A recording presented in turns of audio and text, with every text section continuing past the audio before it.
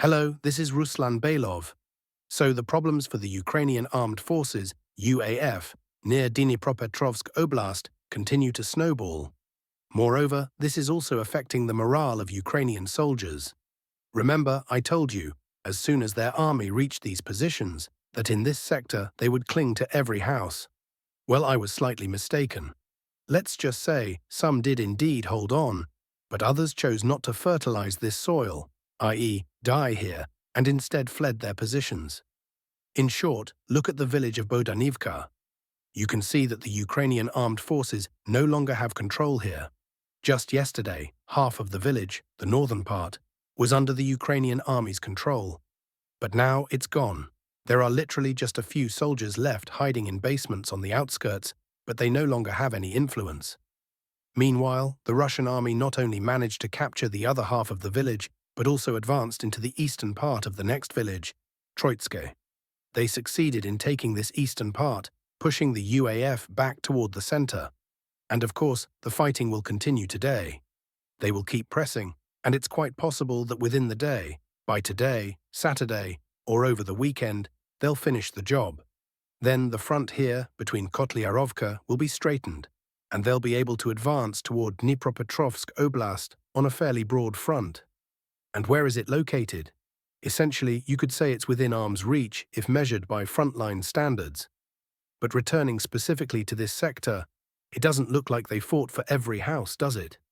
Everything unfolded very quickly yesterday, and I'll tell you why. Because the UAF garrison in Bodhanka, about 50 soldiers strong, simply vanished in an instant. To put it bluntly, they just up and ran. And they didn't even retreat to Troitske. That would have been understandable. Like, it's tough here, better regroup and focus on defending the next line. But no, they fell back all the way to Orakov. And that's the last village, literally just 1 kilometer from Dnipropetrovsk Oblast. In short, their nerves gave out. Well, on one hand, yes, the fighting is brutal in places. Not everyone can withstand that. If you want to roughly understand what soldiers face at the front, I posted a first-person video on my Telegram channel. Very grim footage. You can't show that kind of thing here. But getting back to the situation, the Russian command took full advantage. Bodhanka is now under control, plus 40% of Troitske also fell in a single day. What will the UAF command do now? Well, probably what they always do, throw in reserves. But the question is, where from? Let's break it down. What will the Ukrainian Armed Forces Command do now that the defense in front of Dnipropetrovsk Oblast is crumbling at the seams, and the Russian army's entry into a new region, Dnipropetrovsk Oblast, is essentially inevitable?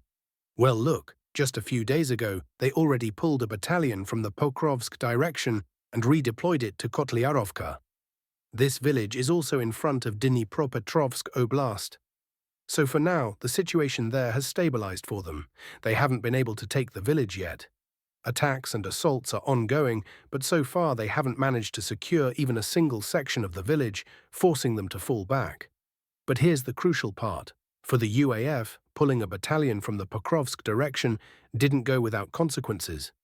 Just yesterday, they suffered a setback in Udakne, a town on the western flank of Pokrovsk. The Russian army managed to retake previously lost positions there, and some groups even began advancing toward the Pokrovska mine, the largest mine in Ukraine, I should remind you. That's why, as you can see, American cartographers have now marked this sector as a gray zone. Moreover, over the past day, they lost some of their positions in Kotlin, and now the main part of the village is back under Russian control. In short, on one sector, around Kotliarovka, they stabilized the situation, but on another, they immediately began losing ground. Because when you pull out a battalion, of course, it doesn't go unnoticed. There are fewer assault troops, and now Udakne and Kotlin have started to crumble. Now, if they need to redeploy reserves again, where will they get them from? Look, they can't pull from Zaporizhzhia. The situation there is already getting worse by the day. Right now, fighting for the large village of Kamyanska is imminent, after which the advance will continue toward Zaporizhzhia, so that's a no-go. If they pull troops from Pokrovsk again, the entire western flank will collapse. From Toretsk or Chasiv Yar. Also impossible, the pressure there is immense, and as soon as troop numbers drop, breakthroughs will happen immediately. The Lyman direction? They're losing ground there too. In short, wherever the UAF rushes reserves from now, it won't come without consequences. While they're still figuring out where to get reserves, the Russian army continues advancing toward the border of Dnipropetrovsk Oblast. And as you can see, progress here is made every day.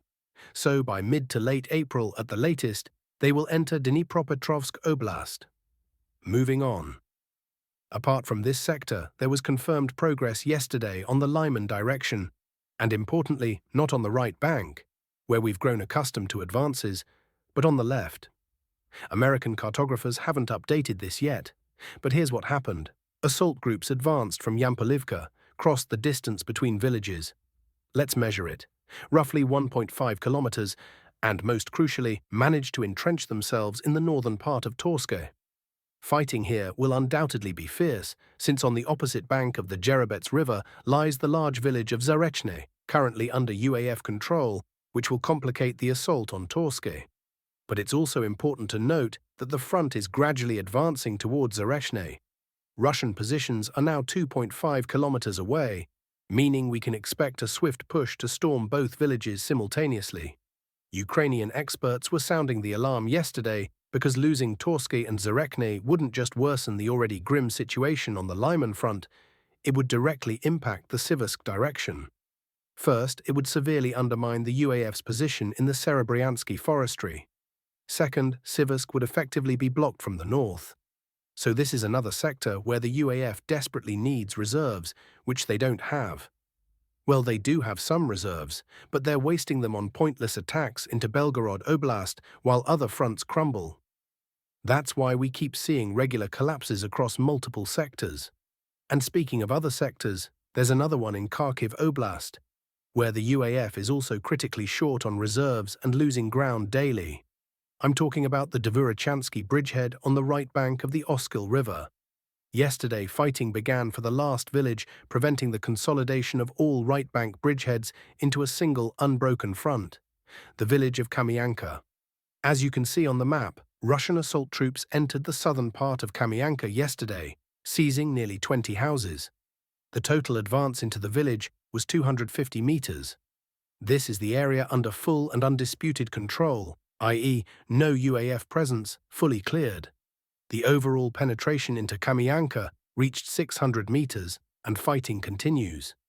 Once Kamyanka falls, as I said earlier, this will no longer be a series of disjointed bridgeheads, but a continuous 40-kilometer front line, making it far easier to transfer heavy equipment from the left to the right bank, and consequently accelerating the army's advance. Meanwhile, in Kursk Oblast, fighting continues for Guevo, while Oleshnya remains an impregnable fortress, for now. U.S. Treasury Secretary Scott Bessent Zelensky, a stage performer. U.S. Treasury Secretary Scott Bessent described Zelensky as a stage performer, surrounded by less than ideal advisors. He is a performer, a kind of stage artist, Bessent said in an interview with Tucker Carlson. He also mentioned that a Ukrainian technical team will arrive in Washington next week for final negotiations on a resource deal. Ukraine's side will be represented by a legal firm. Zelensky, meanwhile, insists the agreement must be, quote, fair and partnership-based, with Kyiv's proposals for the draft deal expected next week. That's all for this morning. Subscribe, like, and stay tuned.